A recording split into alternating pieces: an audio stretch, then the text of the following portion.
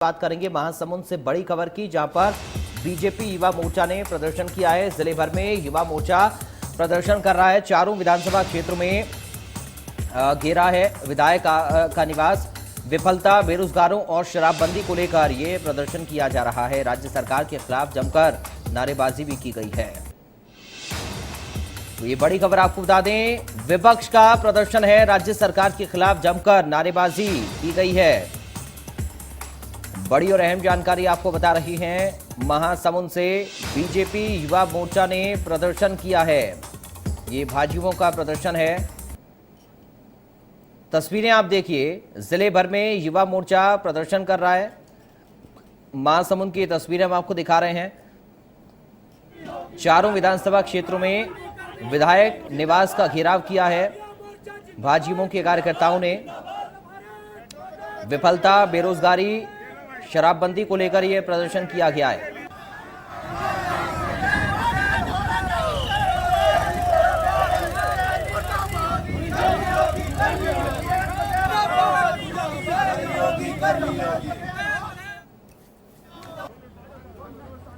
महासमुंद से संवाददाता आशुतोष तिवारी हमारे साथ लाइव जुड़ गए हैं। आशुतोष, क्या कुछ अपडेट है इस प्रदर्शन को लेकर? चारों विधानसभाओं में विधायक निवास का घेराव कर रहे हैं बीजेपी के कार्यकर्ता भाजयुमों के। देखिए, मैं आपको बताना चाहूंगा कि भारतीय युवा मोर्चा के जो लोग हैं, आज उनका एक निश्चित रणनीति के तहत आज महासमुंद के जो चारों विधायक हैं, उन चारों विधायक के निवास का घेराव करना था। उनका जो मुद्दे थे, उनका मुद्दा ये था कि जो 2.5 साल में सरकार की जो विफलता रही है, जो शराब को उन्होंने बंदी का मुद्दा बनाया था, बेरोजगारों को रोजगार देना था, इस पूरे मुद्दे पर जो अपने वादा किया था वो सरकार खरी नहीं उतर पाई है। इसी के विरोध में आज भाजपा युवा मोर्चा के लोगों ने सभी विधायकों के यहाँ प्रतीकात्मक तौर पे विरोध जताया। विरोध जताने के बाद उनको एक शराब की प्रतीकात्मक तौर पे पानी भरकर उसमें कलर मिलाकर उनको एक शराब की बोतल दी। वही आपको महासमुंद में बताना चाहूंगा, महासमुंद के जब विधायक विनोद चंद्राकर को इन्होंने इस तरीके से इन्होंने जब ये शराब की बोतल भेंट की, तो उनके द्वारा महंगाई को लेकर उनको सब्जियों का एक माला पहनाया गया और पेट्रोल उनको सौंपा गया। जी बिल्कुल, और तस्वीरें लगातार हम देख रहे हैं कि बड़ी तादाद में भाजयुमों के कार्यकर्ता हैं और हाथों में पोस्टर, बैनर लेकर लगातार नारेबाजी हो रही है। प्रशासन को भी मौके पर हम देख रहे हैं। प्रशासन की सक्रियता किस तरीके से है यहाँ पर? प्रशासन क्या कुछ कह रहा है इस प्रदर्शन को लेकर? किस तरह से व्यवस्थाओं को बनाए रखा है प्रशासन ने?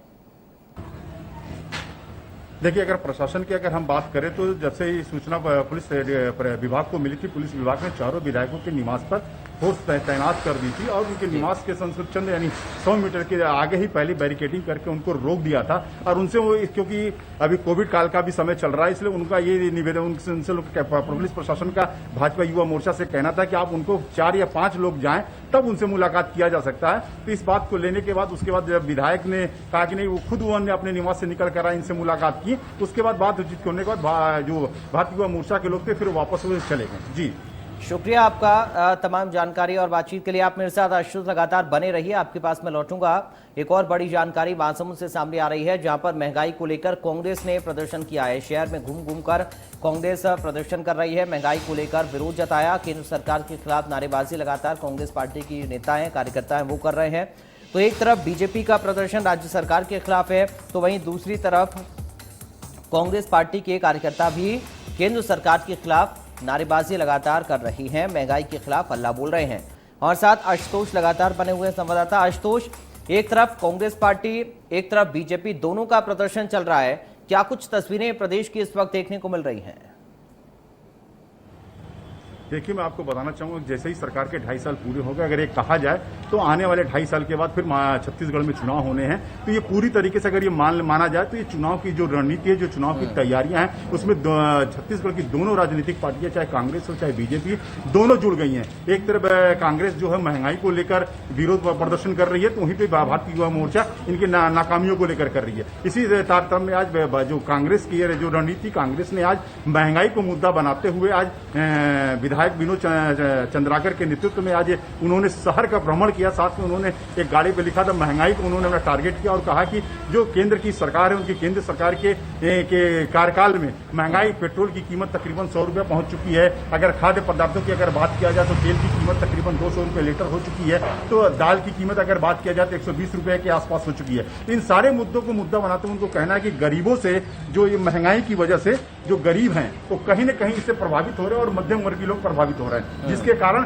कांग्रेस ने इसको मुद्दा बनाकर आज जमीनी हकीकत जमीनी तौर पे आज महासमुंद नगर में इसका विरोध किया है और ये पूरे प्रदेश में उनके हर जगहों पर इनका ये विरोध संचालित हो रहा है। आशुतोष, ये माना जाए कि भारतीय जनता पार्टी प्रदेश की सरकार की 2.5 साल में नाकामियां बता रही है और कांग्रेस पार्टी की बात करें तो वो केंद्र सरकार की नाकामियां बता रहे हैं और ये कह रहे हैं कि सब महंगाई से आम जनता परेशान हो गई है।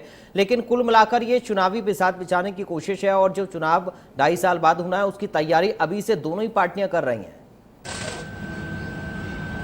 बिल्कुल पराग, आपका कहना बिल्कुल ये सही है कि दोनों जो राजनीतिक पार्टियां हैं वो आने वाले 2.5 साल के बाद जो चुनाव होने वाले हैं उसको लेकर अभी से रणनीति बनाना शुरू कर दिए हैं और उसको लेकर वो जमीनी स्तर पे आज हर जगह विधानसभा पे अपने मंडल स्तर पे अपने बूथ स्तर पे जाकर इस तरीके का ये विरोध कर रही है। जी बहुत शुक्रिया आपका आशुतोष तिवारी, तमाम जानकारी और इस बातचीत के लिए। बढ़ते आगे।